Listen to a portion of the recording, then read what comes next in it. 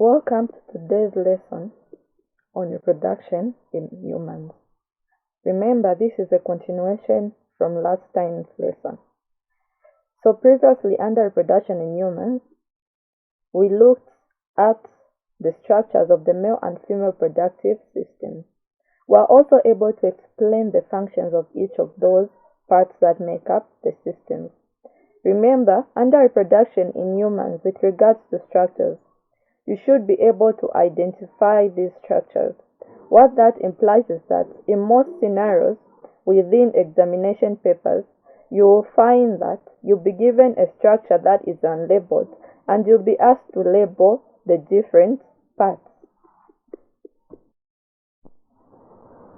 At the end of this lesson, you will be able to describe the menstrual cycle, explain the processes of fertilization and implantation in human beings, identify causes of infertility in human beings, describe development of the embryo and the uterus, describe health risks associated with fetal development, describe healthy pregnancy and safe childbirth. The menstrual cycle.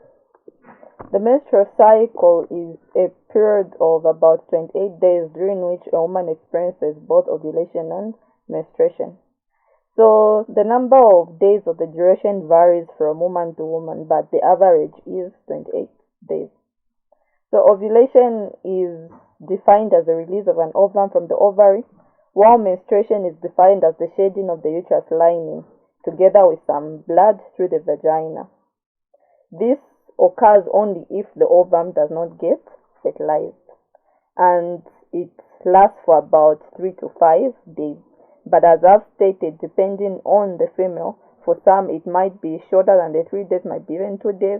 Others might experience menstruation longer than even the 5 days, but the average is 3 to 5 days. So you need to know that ovulation and menstruation occur approximately 14 days after each other, so they occur one after the other. So like most processes in the human body, the menstrual cycle is also controlled by hormones, and these hormones are secreted by the pituitary glands and the ovaries. The pituitary gland secretes hormones that act on the ovaries, and those hormones being follicle-stimulating hormone and luteinizing hormone, while the ovaries secrete hormones that act on the uterus, these hormones being estrogen and progesterone. So the menstrual cycle is not a one-step process, but instead it occurs in 4 stages. And these stages being the follicular stage, ovulation stage, the luteal stage, and the menstruation stage.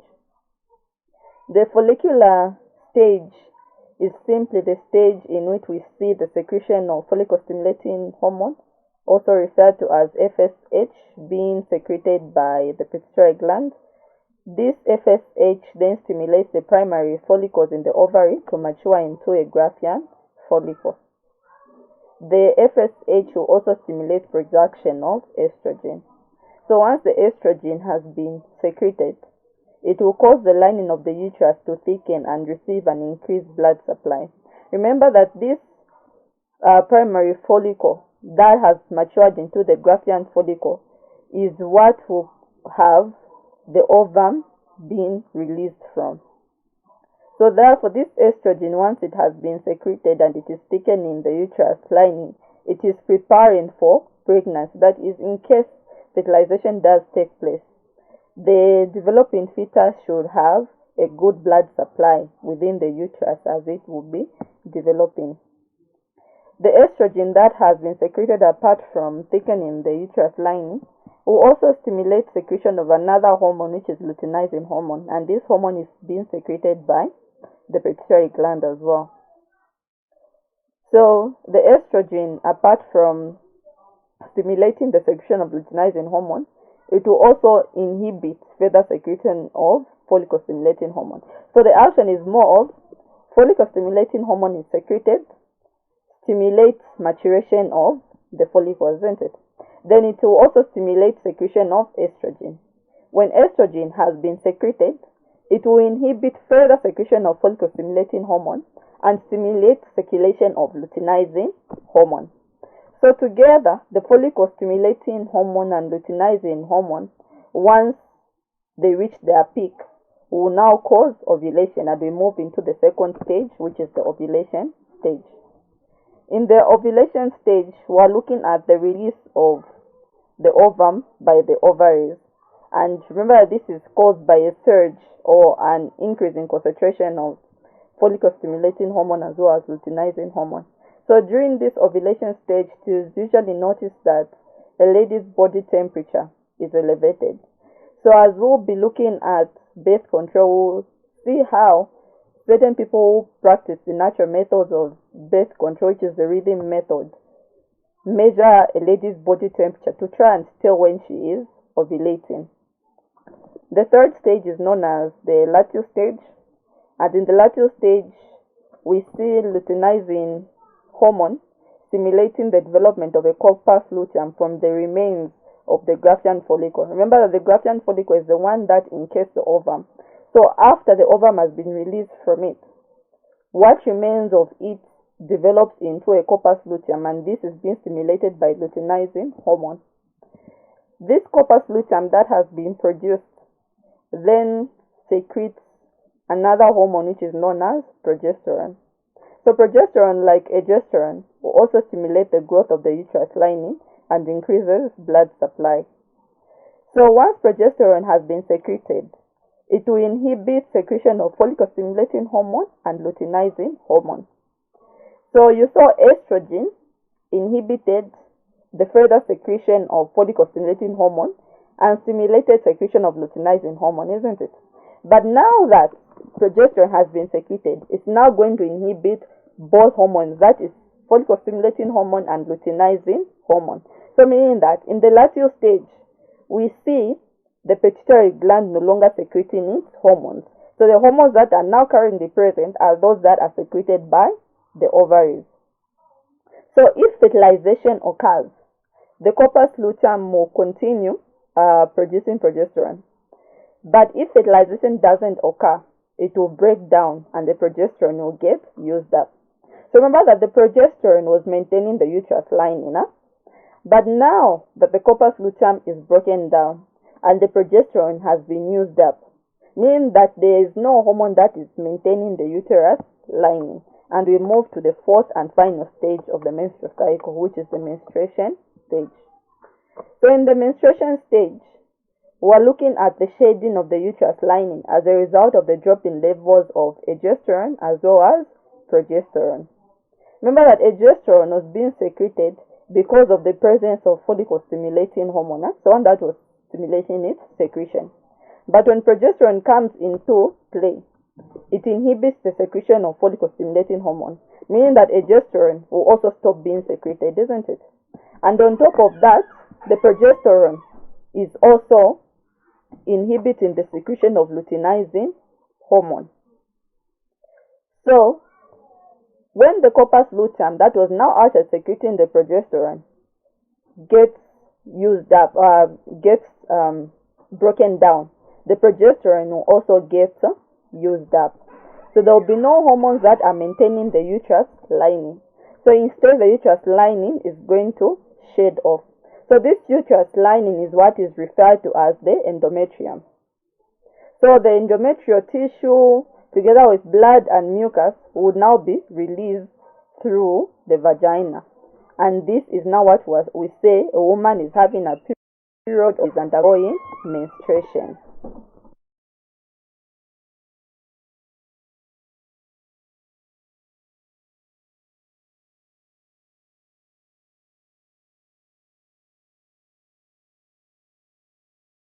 Fertilization, implantation, and fetal development.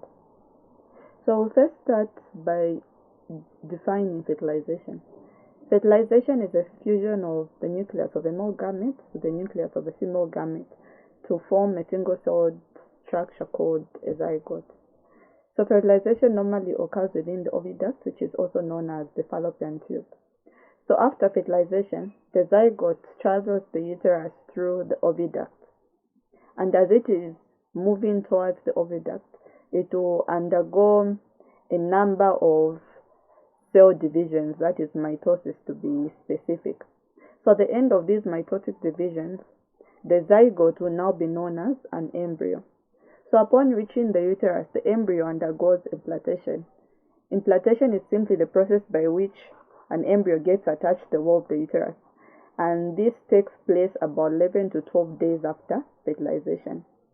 So as the embryo continues to develop within the uterus while it is attached, it will develop temporal organs such as the placenta, the umbilical cord, and also the amnion and the amniotic fluid. So as soon as vital organs begin developing, the embryo's name changes to a fetus, and this occurs 6 to 8 weeks after fertilization. So remember we said that certain temporal organs develop, which includes the placenta, the umbilical cord, the amnion, and the amniotic fluid. So each of these temporal organs that have developed has got their own function or their own role to play in fetal development. The placenta, which is among the first organs to develop, performs the roles that are normally performed by the intestines, kidneys, and lungs in adult human beings. So some of these functions include absorption of food, excretion, and gaseous exchange. So we can simply summarize the functions of the placenta as being that of attachment of the fetus, the uterus of the mother, protection of the fetus from the mother's immune system, exchange of materials between the fetus and the mother for diffusion, as well as secretion of hormones. So to just talk a little bit under secretion of hormones, the hormones that are secreted by the uterus include progesterone as well as human chorionic gonadotrophin. Remember that progesterone is there to maintain the thickness of the uterus during pregnancy. Then we also have the human chorionic gonadotrophin, which prolongs the activity of the corpus luteum. Remember, when we're looking at the menstrual cycle, we said that if fertilization does not take place, the corpus luteum disintegrates and the progesterone gets used up, isn't it? But now we're saying that because fertilization has taken place, the placenta will secrete a hormone which is human chorionic gonadotrophin, HCG, which will prolong the activity of the corpus luteum. So it's going to prolong the secretion of progesterone so that the uterus lining is continuously maintained. So it is the presence of HCG which is tested for in urine to test for pregnancy. So if a female or a woman has got HCG in their urine, it simply implies that they are pregnant because HCG is secreted by the placenta, which is present in pregnancy. So even though we said that the placenta controls the exchange of materials between the fetus and the mother, certain small sized materials are still able to cross over, such as carbon monoxide, alcohol, as well as certain viruses. So other parts that we have are the umbilical cord, which contains blood vessels. So the umbilical cord transports blood between the mother and the fetus. So even though you have this exchange of blood between the mother and the fetus, it is not a direct exchange. So blood from the mother will be taken to the placenta, then it will go to the umbilical cord. Blood from the fetus will come to the placenta, then it will move to the mother's blood vessels. So the structures we have are the amnion and the amniotic fluid, where the amnion is a membrane responsible for enclosing the amniotic fluid. Then the amniotic fluid protects the fetus from mechanical shock, drying up, and also maintains the constant temperature around the environment of the fetus.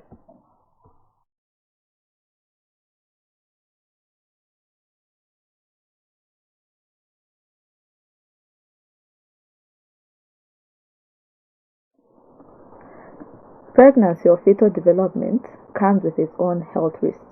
Some of these health risks include poor nutrition, smoking, alcohol, and drug use.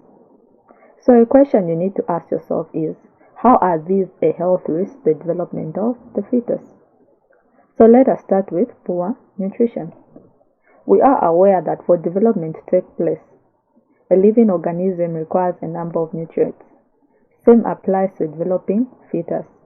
Some of these nutrients include high amounts of proteins as well as iron. So a lack of these nutrients or poor nutrition would lead to the underdevelopment of this fetus. Health risks such as smoking, would lead to low amounts of oxygen in the blood of the fetus. So therefore, there are higher chances of a premature birth, as well as low birth weight, as well as chances of a stillbirth. The use of alcohol in pregnancy or excessive consumption of alcohol in pregnancy can cause what is known as fetal alcoholic spectrum disorders, which are abbreviated as FASD.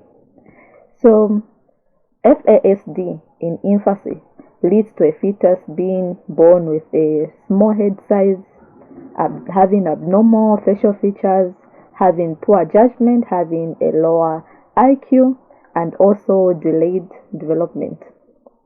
Risk of use of drugs, that is both conventional and herbal medicines, which are either prescription or illegal drugs, could lead to addiction in the fetus. So that is why a baby is born addicted to a particular drug. It can also lead to low birth weight, physical defects, attention and behavioral problems. So something you notice is that from all these risks that we are talking about, they'll each lead to the fetus not developing in the manner that it should develop.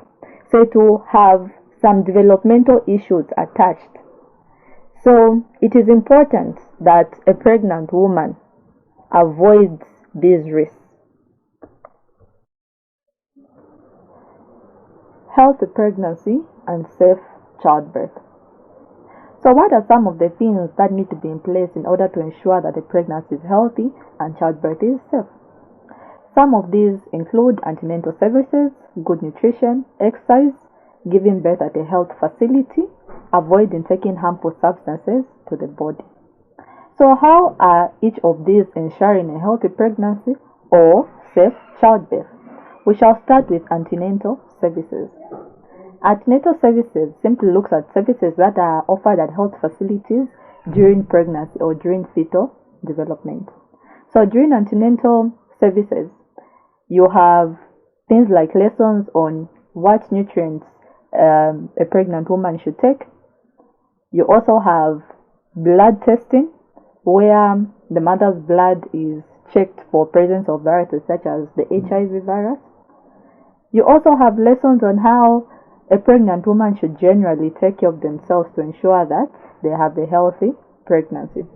So it is mandatory that somebody should attend antenatal services at least from the 4th month if they did not attend it from the 1st month. But most health facilities will ask you to attend these services from the 4th month of pregnancy.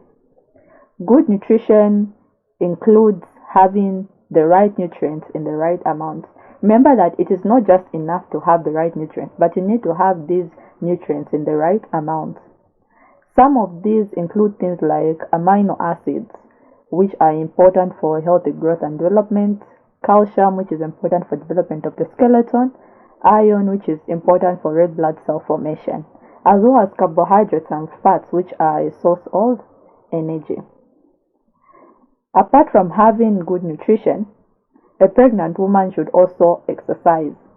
So we're not looking at heavy exercises, but simple light exercises to just keep her active. Remember that the birthing process is a strenuous process. So for a person who's just been seated throughout their pregnancy, it becomes a struggle and they end up having a lot of complications as they give birth. Some of the other things that need to be observed to ensure a healthy pregnancy and safe childbirth include giving birth at a health facility.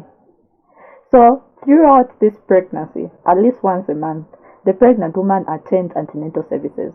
So it is also of importance that when the time is right to give birth, or when it is time to give birth, this pregnant woman gives birth at a health facility. There are a lot of complications that might arise during the birthing process. So therefore, a pregnant woman requires trained health workers to assist her in this birthing process. Yes, you might have a grandmother who's given birth multiple times, or it could be even your own mother that has given birth multiple times, but they are not experienced health workers. So therefore, you need a qualified and trained health worker to help you give birth. Another thing to note to ensure a healthy pregnancy and safe childbirth is to avoid taking harmful substances into the body.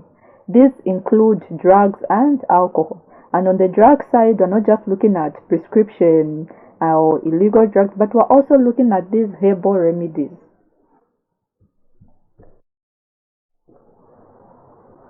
So we have been looking at pregnancy, fetal development, we've looked at fertilization as well as implantation. But the question would arise, is it everybody who can fall pregnant or impregnate somebody? The answer to that is no. Certain people are unable to fall pregnant or impregnate somebody. We refer to these people as being infertile.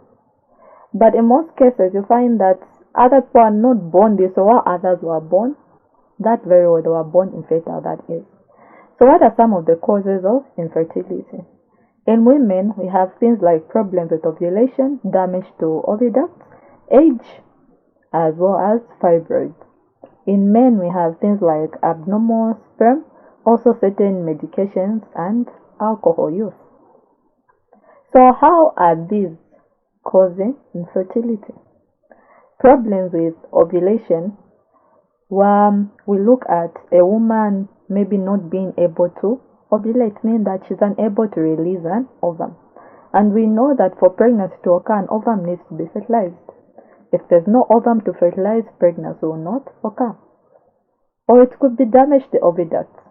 Remember, the oviducts are the site for fertilization, and it is also in the oviducts that the fertilized ovum travels. So if there is damage to the oviduct, meaning that there will be no site for fertilization, as well as the ovum will have no route or route to reach the uterus. Then another cause of infertility in women is age. We know that the older one gets, the more infertile they become. Women, unlike men, cannot reproduce throughout their life. The reproduction period ends around 50 to 60 years, which we refer to as menopause. So the older one gets, the more infertile they become. We also have fibroids. So in fibroids, we're looking at certain masses or cells that grow within the uterus. So the presence of these fibroids prevents implantation. In men, the causes of infertility, we've said, include abnormal sperm as well as medication and alcohol. Having abnormal sperm refers to sperm that might maybe be unable to swim fast enough to fertilize the ovum, or maybe they might have a dysfunctional acrosome, so they do not release enough enzymes to break through the lining of the ovum. Then we also have the use of medication and alcohol that might cause damage or abnormality to sperm.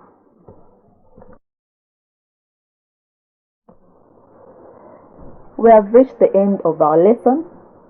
Remember, we have looked at the menstrual cycle, fertilization, implantation and fetal development, health risks associated with fetal development, healthy pregnancy and safe childbirth, and causes of infertility. Thank you for listening.